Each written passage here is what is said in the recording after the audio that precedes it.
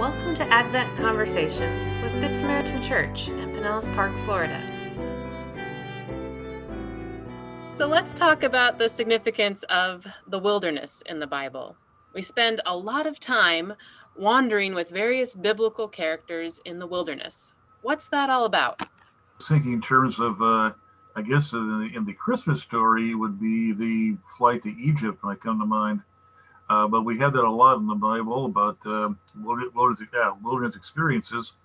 And of course, the classic example would be the example of Christ as as a young adult, starting his ministry. And in that case, you got the issue of a time away, time from separation, time to contemplate, to kind of figure out who you are, which was traditionally embodied in things like universities or, for that matter, prisons. Time apart, think a little bit, contemplate where you're going.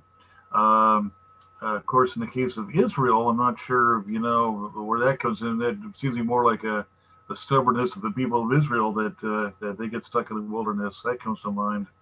But thinking about wilderness experiences, that seems to be a time away from the everyday life into something, a space for contemplation and a space for thinking. That seems what the Desert Fathers would do, for example. So that came to mind when you asked those questions.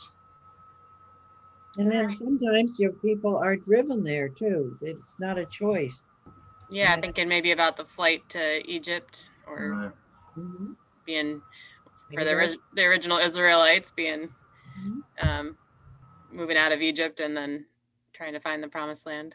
I feel as if we're kind of in a wilderness and we've kind of been forced. We didn't go in there to isolate ourselves, but here we are. Right. We're in a wilderness right now during this pandemic time. Yeah. You know what? I think of the wilderness just because it comes up in various forms so often throughout the Bible and all different stories that it obviously is something that I think every generation since the beginning of time has experienced. So to me, there's like this commonality that I feel connected. So when I feel like I am struggling and trying to make sense of where I'm at and wrestle with things, if I am reading scripture, there's this kind of this connection that I'm not the first one to go through the wilderness, and other people have actually made it through. So there's a bit of hope in the wilderness, even though to me, it's like a dark, scary place. But I just feel like if I just don't panic in it and kind of trust the process of the wilderness, that maybe I will be led out of it. That's a beautiful way of putting it. Thank you. Yeah. And sometimes we forget, right, that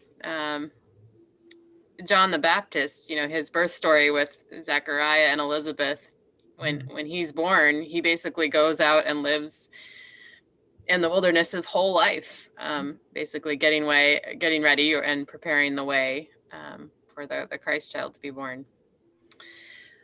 Well, what sorts of things happen in the wilderness? Can you think of biblical stories that are set in the wilderness? We've mentioned a few. Jesus being tested. Yeah, Chris brought that one up. Jesus going out and being tested, figuring out who he is. Are there others? Wasn't it Elijah with the one small voice? Yeah, are you talking about the still small voice after the storm? Voice, right.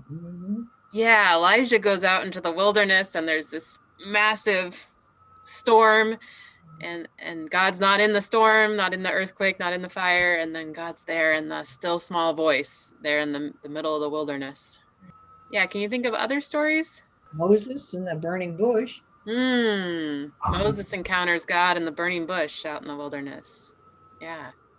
And we do sometimes encounter God in the wilderness. Yeah. I think about Joseph, Jacob's son. And his brothers were out shepherding and off away from the family in the wilderness, and he goes to find them, and that's when they end up throwing him in a hole and selling him into slavery into Egypt in the first place. And so the wilderness seems to be this place of beautiful stories and redemptive stories, and also horrible stories. It's out in the field, right, that Cain murders Abel back, way at the beginning of things. Of course, we're thinking Middle Eastern, wildernesses here, like around Judea. Mm. I suppose to see a Floridian wilderness. I'm trying to imagine that. Being stuck in some swamp or something, or some dense forest. Full of bugs. It'd be a different experience, I'm sure. Yeah, I think a couple of Christmases ago, as I was preparing to preach, I read about even the journey that Mary makes to visit Elizabeth would have been a journey through some wilderness spots as she made her way from where she lived to where Elizabeth lived. That was a bit of a wilderness adventure there. I also think of the Magi as they travel for a Mm. couple of years, on this uncharted path, following, the Christmas story of the star. But talk about putting your faith in in something that's heading out into the wilderness. Yeah. And maybe we can, Bev was talking about being in the wilderness of this pandemic. Maybe we can relate to that a little bit right now, this kind of journey that's just, we're not sure when it's ending or where we're going exactly. And yeah, that uncertainty and just stepping out in faith. I hope our journey is not 2 years. Well, we've mentioned several of the places, but where else do you hear wilderness cropping up in the Christmas story? Well, the shepherds were out in the wilderness when the angels came to them. Mm-hmm. Yeah, the heavens rejoicing. I mean, that whole scene happens in the wilderness. Well, why is it important in the story's original context and for us today that the Christmas story includes these wilderness wanderings? Because that's often where we meet God firsthand. And it's also a place of self-actualization, I think, that we have some understanding sometimes of things that when we're busy with everyday life, we don't have time to look inside and understand these things. Yeah. And I guess by extension, the idea of being busy all the time, we Americans tend to make that our way of Christmas and other holidays, always doing things. We got to be always busy doing something, eating or watching football or parades or opening presents and shopping. And we should be spending more time contemplating what the holiday means. And the wellness theme would fit into that. The idea of taking time just to think, to ponder what again the significance of the holiday. Hmm. A new life at the time of winter, idea of hope, of peace. Think about those things. Yeah, wilderness is kind of a simple place, a sparse Yeah. place. It's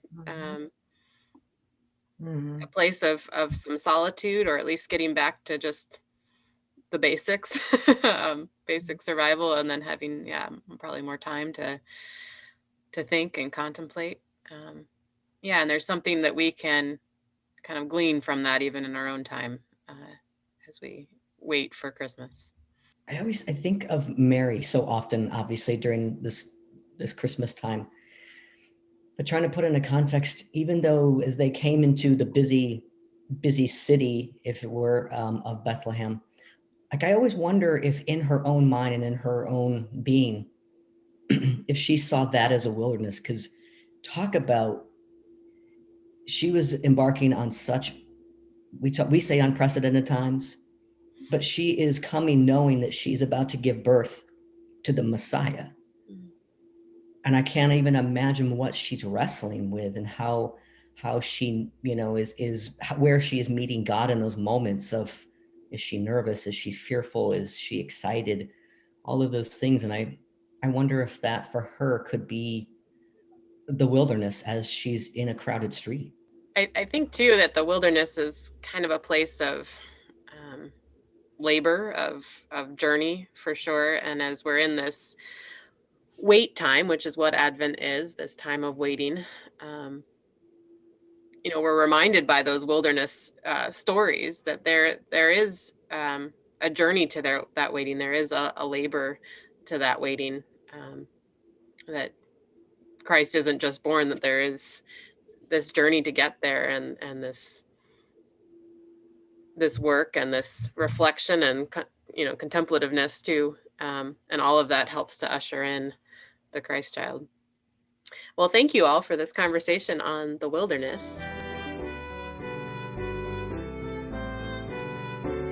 Thank you for joining us for Advent Conversations as we continue on the journey of this season.